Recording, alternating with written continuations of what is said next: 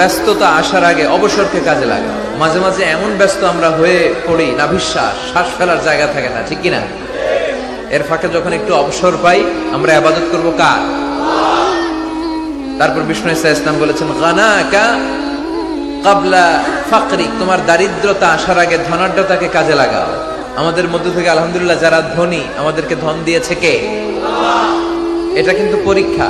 আল্লাহ ধনী বানিয়ে মানুষকে পরীক্ষা করে, আবার কাউকে গরিব বানিয়ে পরীক্ষা করে, ঠিক কিনা? তাই যারা সম্পদশালী হয়েছি তারা যেন এটাকে কাজে লাগাই, ইসলামের পক্ষে কাজে লাগাই। যাকাত যাদের ফরজ হয়েছে আমরা যেন যাকাত দেই। যাকাত যারা আদায় করে তাদেরকে পছন্দ করে কে? দে যাকাত, দে যাকাত, তোরা দে রে যাকাত, তোর দিল খুলবে পরে, আগে খুলো খাত। দে যাকাত, দে যাকাত, তোরা দে রে যাকাত, ঠিক কিনা? যাকাত দিলে আল্লাহ আপনার সম্মানকে বাড়িয়ে দিবে। বিশ্বনবী সাল্লাল্লাহু আলাইহি ওয়াসাল্লাম বললেন, গানাকা ক্বাবলা ফাকরিক, তোমার দারিদ্রতা আসার আগে ধনাঢ্যতাকে কাজে লাগাও। এজন্য সম্পদশালী যারা হয়েছেন, আপনাকে সম্পদ দিয়েছে কে? চিল্লায় বলেন কে? নাকি আপনি মালিক হয়েছেন?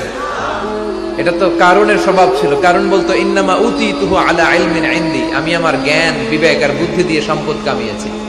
না, তুমি তোমার জ্ঞান বিবেক বুদ্ধি দিয়ে কিছুই কামাতে পারো নাই। তোমাকে সম্পদের মালিক বানিয়েছে কে? এরপর বিষ্ণু সাল্লাল্লাহু আলাইহি ওয়াসাল্লাম বললেন, সিহহাতাকা ক্বাবলা মারাদিক ক্বাবলা সাকমিক, তোমার অসুস্থতা আসার আগে তুমি তোমার সুস্থ সময়টাকে ইসলামের পক্ষে কাজে লাগাও।